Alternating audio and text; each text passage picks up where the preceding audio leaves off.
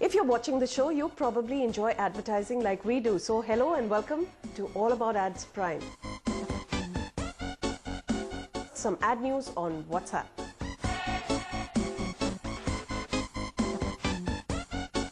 जब हम आपको मेक इन इंडिया की बात करते हैं तब आपके उत्पादन के लिए एक बहुत बड़ा बाजार अपने आप खड़ा करने का हम अवसर देते हैं।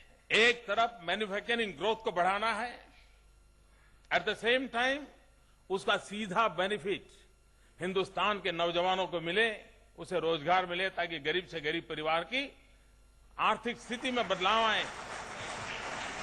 Prime Minister Narendra Modi's current passion, the Make in India marketing drive that promotes manufacturing in India, may be one of the right steps in building Brand India.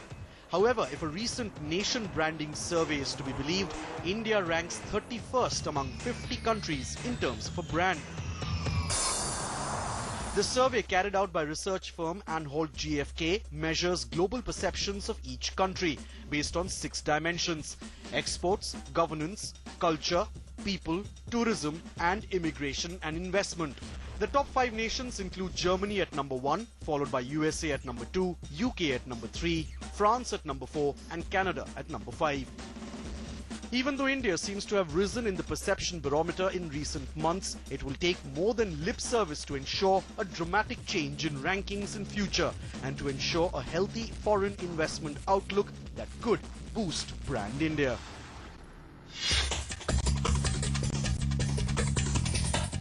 Very soon, buses in Delhi will too get a similar makeover. They will initially be covered with ads on the back and left side and later will be introduced inside as well. Interestingly, the move applies only to those buses that are GPS enabled. The Delhi Transport Corporation is introducing this makeover for approximately 1,200 buses in a bid to cultivate an alternative stream of revenues beyond passenger ticket sales. Transit advertising up till now was limited to 3-wheelers or sometimes on radio taxis and airport transfers. Will comprise of 46% in the overall ad pie by year 2016, mainly due to expansion and advancement in the public transportation system and long hours of people constantly on the move. However, it will take improvement in travel experience in order to increase the number of travelers, which will then impact overall revenues.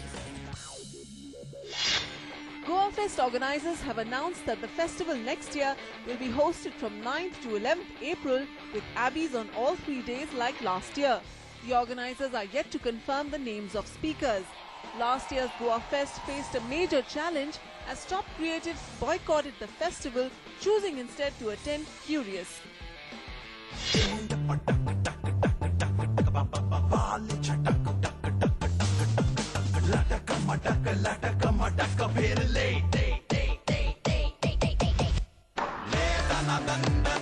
Dedanadan, the anthem for MicroMax Indonesia's one of the teams in the Coca-Cola International Premier League. The ad is among the few publicity initiatives for the IPTL or the International Premier League, due to begin from the 27th of November in Manila, that travels to Singapore and is in India from 6th to the 8th December and then concludes in Dubai on the 13th of December.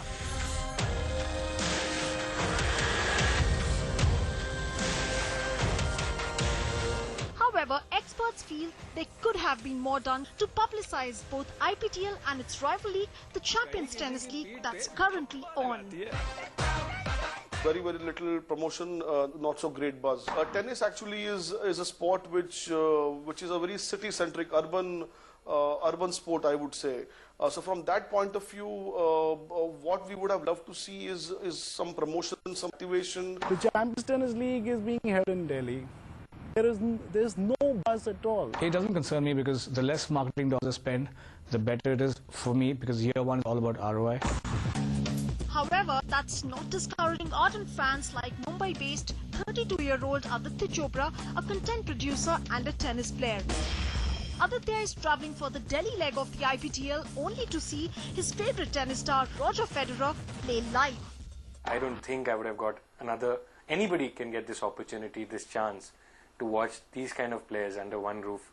I don't have to travel to Monte Carlo for the Masters or the Wimbledon or the US Open. I have spent over 1 lakh Breaking down the two leagues, the Champions Tennis League is a domestic initiative by former tennis champ Vijay Amritraj. The league features 6 teams: Pune Marathas, Delhi Dreams, Bangalore Raptors, Punjab Marshals and Mumbai Tennis Masters. The International Premier Tennis League, on the other hand, is an initiative by tennis star Mahesh Bhupati and has 4 teams: MicroMax Aces, Singapore Slammers, UAE Royals and Manila Mavericks, and will travel across South Asia. Sony 6 is the exclusive broadcaster for the CTL, while broadcast rights of the IPTL lie with Star Sports, which recently also aired the Indian Super League. While CTL has Mark Philipposis, Juan Carlos Ferrero, Venus Williams, Martina Hingis and Kevin Anderson as the star players, the IPTL boasts of even bigger names like Novak Djokovic, Roger Federer, Andy Murray, Serena Williams and Maria Sharapova, among others.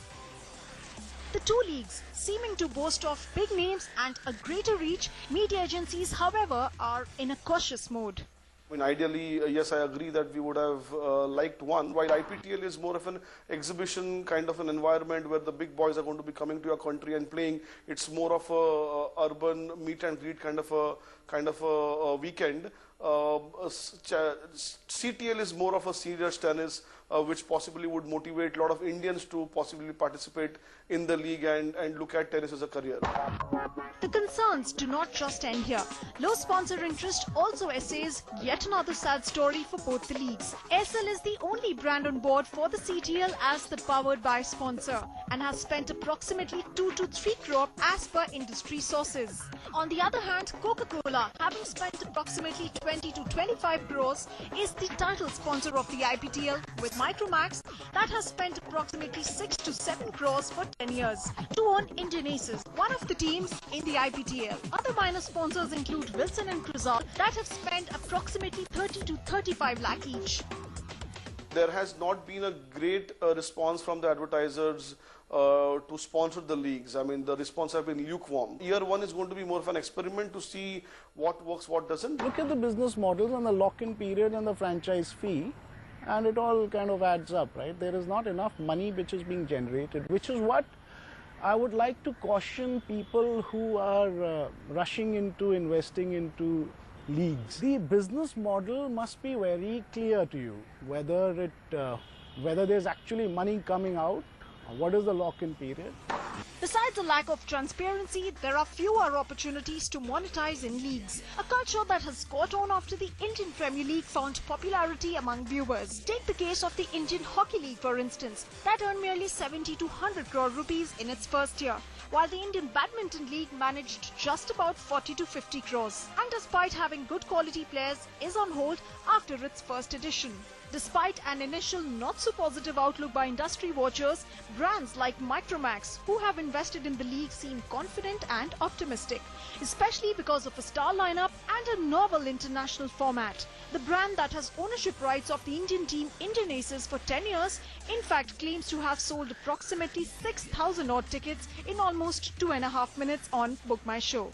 What the brand stands for, it's almost like a nothing like anything experience for our consumers.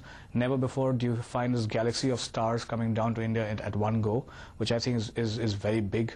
You pay, very few people have actually seen tennis abroad with some of these stars there. The seriousness of tennis makes a lot of difference, and that's where I think the two leagues will decide in terms of who's going to survive. My gut feel says IPTL. And even though experts may say tennis is niche, brands on the other hand think they still have a point to score. It's still a very mass sport. Tennis is quite big across schools. If you look at clubs, if you look at schools, I think it's all headed for the good for tennis in this country, especially from a fan following point of view. India does have a very large base of tennis fans. If you start looking at the numbers, when we actually see the broadcasts of Wimbledon, French Open, the US Open here in India, if you start looking at the kids of today, aged between the 16 to the 24s, they know their tennis, they know their stars, they know their leagues.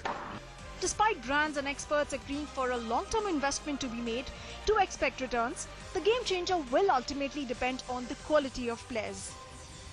The idea to make a sports outing into a family event with enough activities around the event which attract people regularly, that model is what works across tournaments abroad, and that's what has to be cracked. IPTL very clearly is going to be more of an on-ground show where people would want to go and see Roger Federer and Novak Djokovic play in person. So that's going to be IPTL. So the proof of the pudding for IPL is going to be the gate receipts, of course followed by television viewership. And for CTL is going to be predominantly to start with television viewership and of course what kind of interest it develops in the respective cities. And even though both the leagues seem to be cash rich, considering the fee for international players ranging in crores for the top ones, the presence of international players will provide the much needed boost needed to inspire tennis players and enthusiasts in India.